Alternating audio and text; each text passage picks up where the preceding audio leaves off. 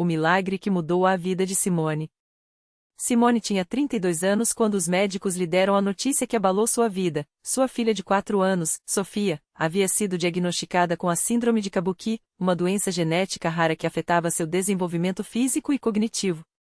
Os especialistas foram claros: Sofia teria atrasos motores, dificuldades de aprendizagem e, possivelmente, problemas cardíacos e imunológicos ao longo da vida. Prepare-se para uma vida de consultas, terapias e limitações, disseram.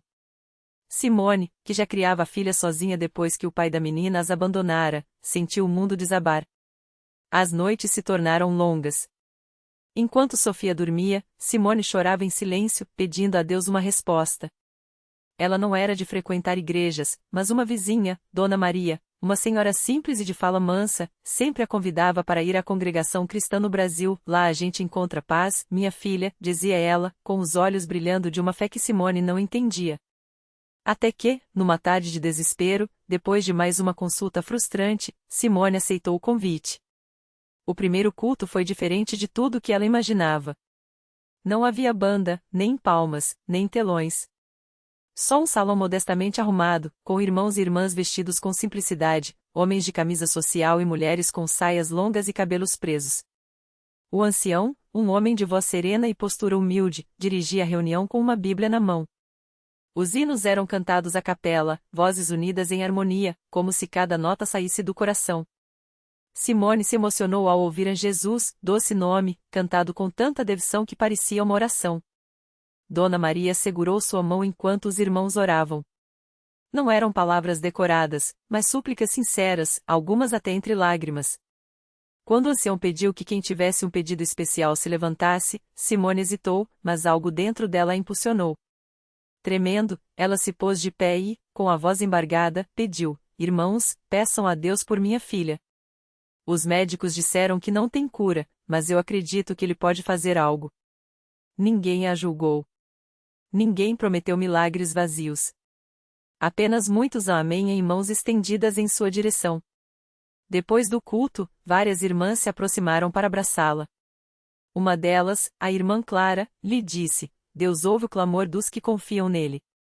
Volte na próxima reunião, e não desanime. Simone começou a ir aos cultos com Sofia.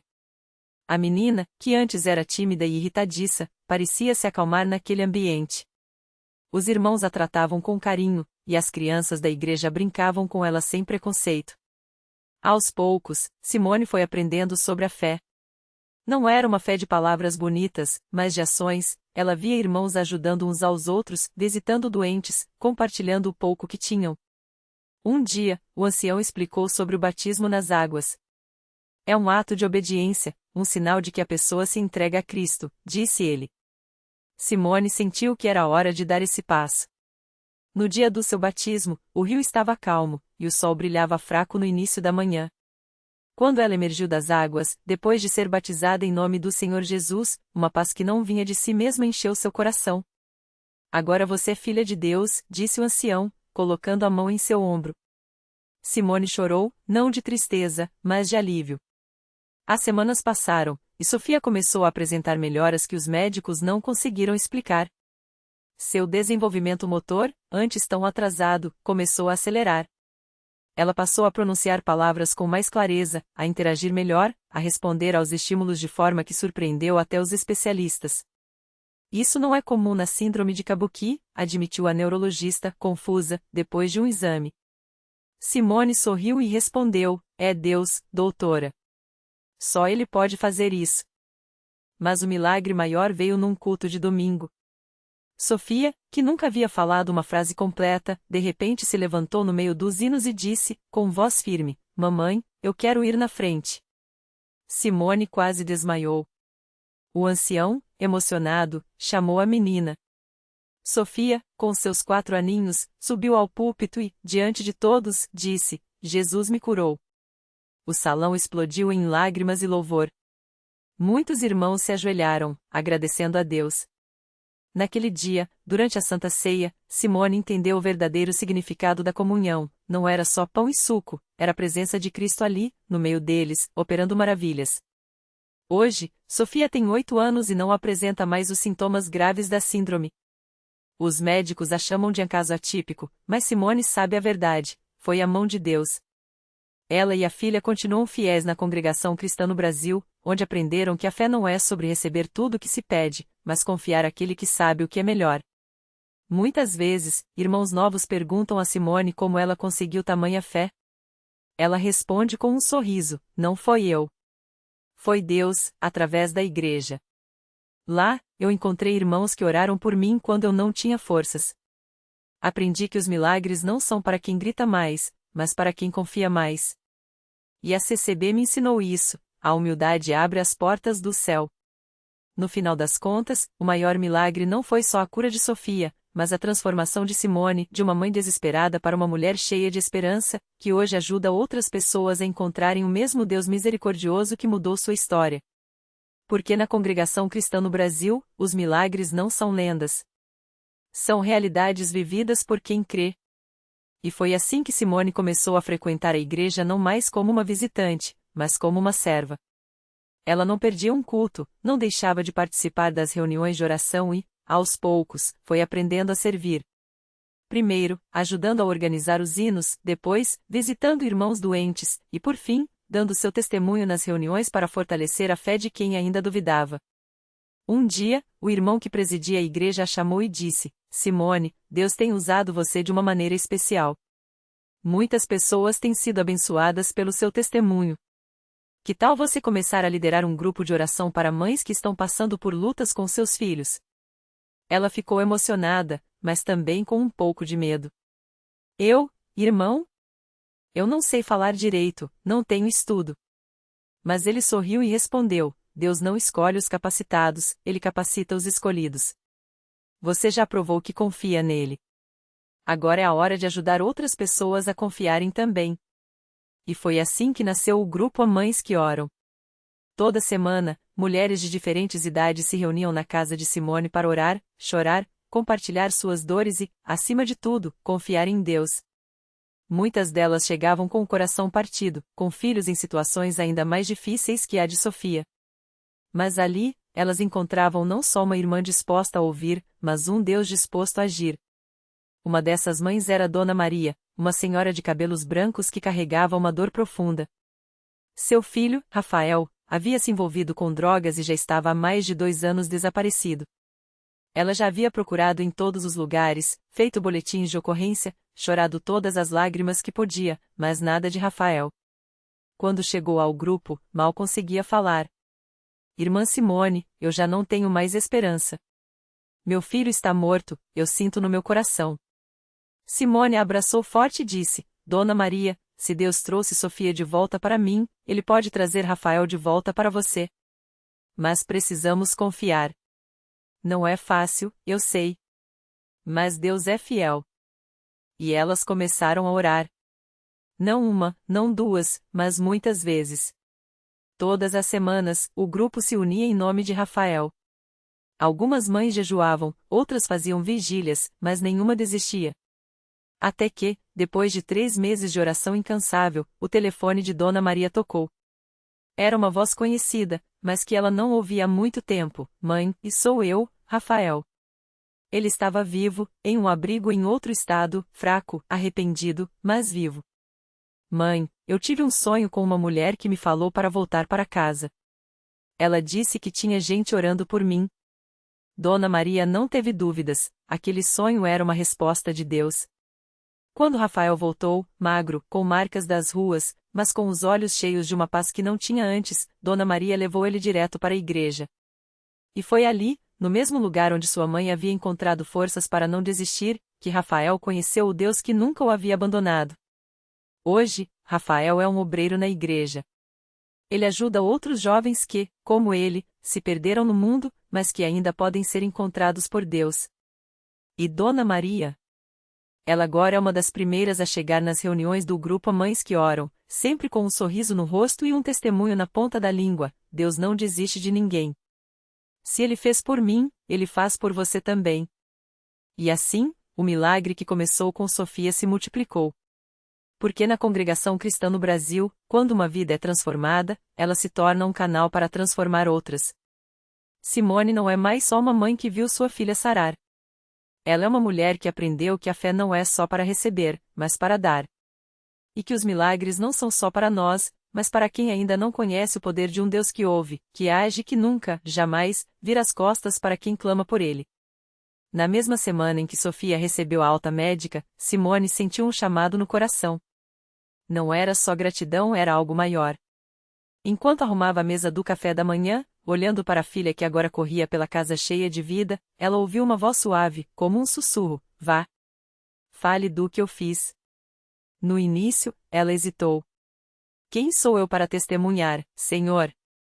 Sou só uma mãe, uma mulher comum. Mas a memória daquela noite na Universal, quando as mãos do pastor se levantaram em oração e o chão pareceu tremer sob seus pés, não a deixava em paz. Então, no domingo seguinte, Simone se levantou. Não no púlpito, não com palavras ensaiadas, mas no meio das irmãs, durante o café após o culto. Com a voz trêmula, mas os olhos brilhando, ela começou: eu quase perdi minha filha. Os médicos disseram que não tinha jeito. Mas aqui está ela, viva, porque Deus ouviu o clamor de uma mãe que não sabia mais orar direito. As mulheres ao redor se aproximaram. Algumas choravam. Outras, como Dona Maria, assentiam com força, como se dissessem: eu também já vi isso. Foi então que uma senhora de cabelos grisalhos, que até então só observava em silêncio, segurou sua mão. Minha neta está no hospital, menina. Os rins dela pararam. Os médicos falam em diálise para sempre. Simone não pensou duas vezes. Vem comigo. E ali mesmo, entre as cadeiras de plástico e os copos de café quase frio, elas se ajoelharam. Simone orou como nunca havia orado, não com palavras bonitas, mas com a mesma dor que sentirá meses atrás. Senhor, o Senhor que sarou a Sofia, toque nesta criança. Não é pela justiça dela, nem pela minha, mas pela tua misericórdia. 3 dias depois, a avó voltou à igreja com um exame nas mãos. Os rins da menina haviam começado a funcionar novamente. Os médicos chamavam de a remissão espontânea. Ela chamou de milagre. E assim, o que começou com uma mãe desesperada se tornou um rio de testemunhos. O pastor, ao ver aquilo, sorriu. Isso é a igreja, irmãos. Não é só um lugar onde a gente vem buscar bênçãos, é onde a gente aprende a ser bênção. E foi assim que Simone, que antes só pedia, agora também intercedia. Ela passou a visitar o hospital aos sábados, levando não só palavras de fé, mas o óleo ungido que o pastor lhe dera.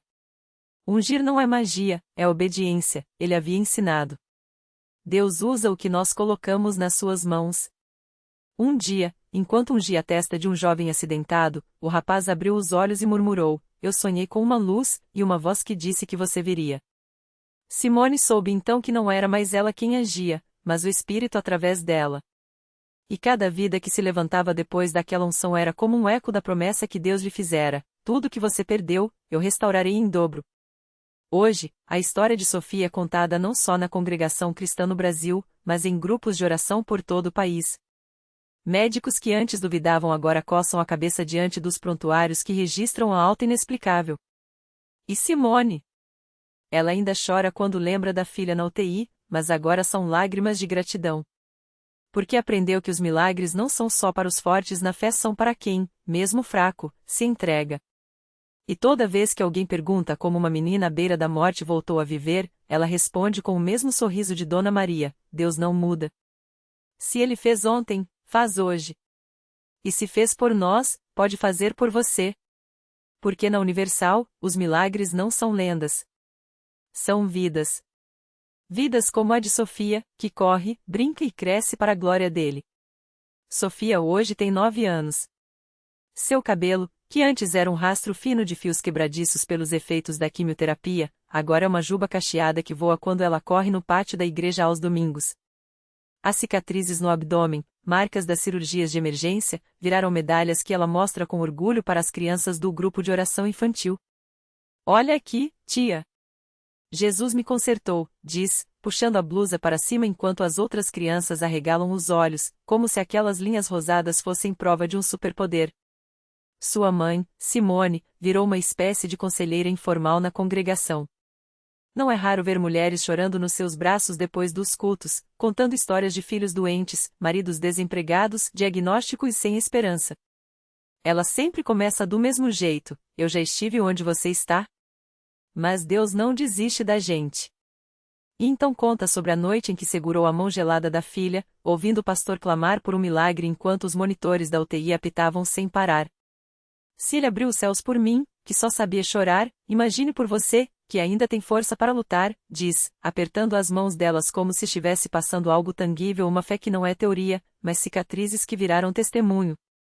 O médico de Sofia, Dr. Renato, um homem cético que por anos riu das ancuras por fé, hoje evita falar sobre o caso em congressos. Não por vergonha, mas porque não encontra palavras. Os exames de acompanhamento da menina, que deveriam mostrar sequelas neurológicas pela falta de oxigenação no cérebro, voltam sempre com o mesmo laudo, dentro dos parâmetros normais para a idade. Uma vez, depois de um check-up, ele chamou Simone em particular e perguntou, com a voz embargada, o que vocês fizeram com ela? Simone só sorriu e deixou na mesa do consultório um versículo escrito à mão: para Deus, nada é impossível, Lucas 1h37. O médico guardou aquele papel na carteira.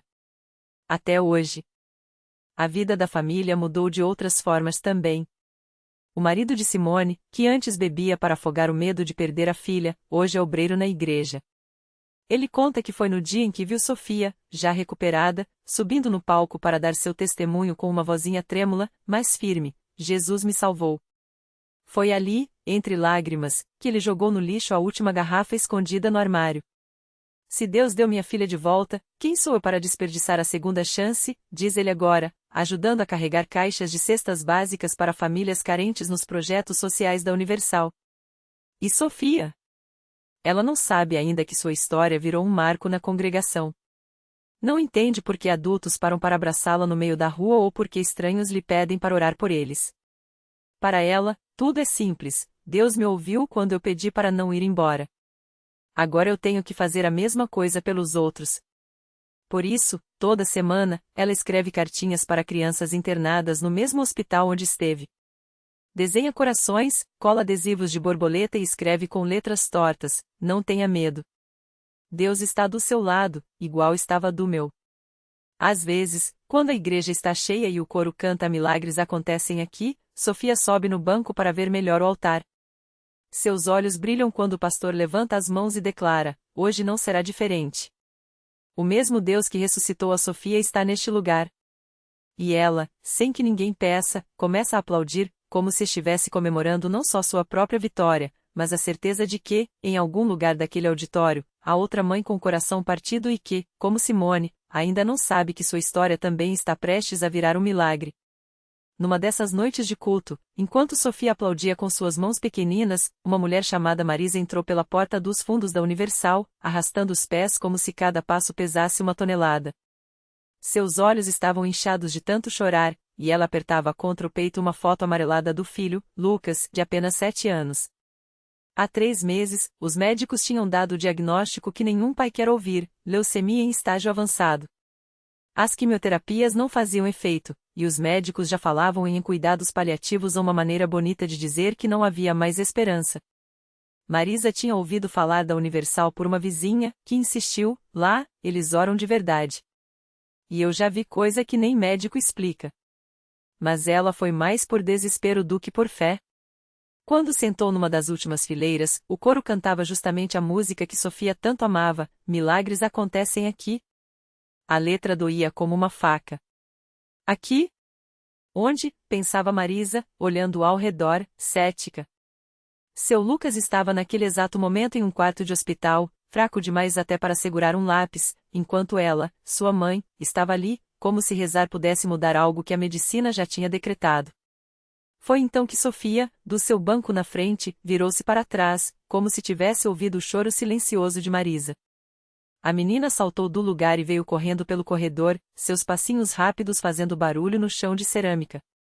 Sem dizer nada, subiu no colo de Marisa e encostou a cabeça no ombro dela, como se as duas já se conhecessem há anos. Marisa congelou. Ninguém tinha lhe dado um abraço assim desde que o mundo desabou. Você é a mamãe do Lucas, né? Perguntou Sofia, com uma certeza que não era de uma criança de 5 anos. Marisa assentiu, engolindo o choro. Ele vai sarar, declarou Sofia, como se estivesse falando do tempo. Igual eu. Deus me falou que hoje tem um milagre para ele. Antes que Marisa pudesse responder, o pastor chamou todos à frente para a oração pelos enfermos. Sofia puxou a mão de Marisa com força, como se soubesse que aquela era a única chance. Vem, tia. Hoje é o dia dele. E Marisa, sem entender como, deixou-se levar. No altar, enquanto o pastor impunha as mãos sobre ela e orava com uma autoridade que fazia tremer até as paredes, Sofia segurou a foto de Lucas contra o próprio peito e fechou os olhos. Jesus, o Senhor curou a Sofia, agora cura o Lucas também. Por favor. Sua voz era tão pura que vários fiéis ao redor começaram a chorar. Naquela mesma hora, no hospital, Lucas acordou de repente, como se tivesse levado um choque. Sentou-se na cama, confuso, e chamou pela mãe. A enfermeira, assustada, correu para ver o que acontecia e não acreditou no que os monitores mostravam. Os níveis de glóbulos brancos, que há dias estavam nas alturas, começaram a cair vertiginosamente, como se algo invisível estivesse limpando seu sangue. Em menos de 1 hora, os médicos foram obrigados a admitir, era um quadro de remissão espontânea. Impossível, disseram.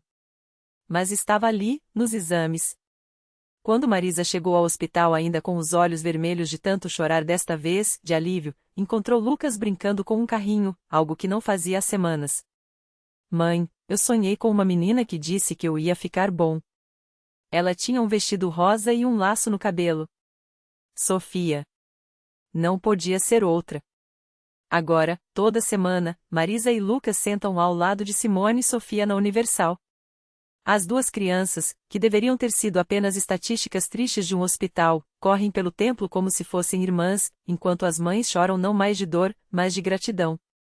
E quando o coro entoa milagres acontecem aqui, Sofia e Lucas sobem juntos no banco, aplaudindo, porque elas sabem, não é só uma música. É uma promessa. E naquela igreja, Deus parece gostar de cumprir as suas promessas de maneiras que deixam até os mais céticos sem palavras. Porque se tem uma coisa que a Universal ensina é isso, a fé não é sobre esperar o milagre. É sobre saber que, quando você menos espera, ele já está a caminho.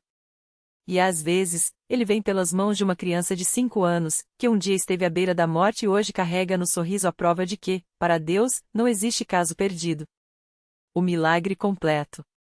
Aquelas mãos pequenas de Sofia, que nasceu com um coração frágil demais para a vida, e de Lucas, que os médicos desistiram de salvar após um acidente e agora se entrelaçavam enquanto corriam entre os bancos da igreja. As cicatrizes nos peitos das crianças, antes símbolos de batalhas perdidas, brilhavam como medalhas de uma vitória que só o céu poderia escrever.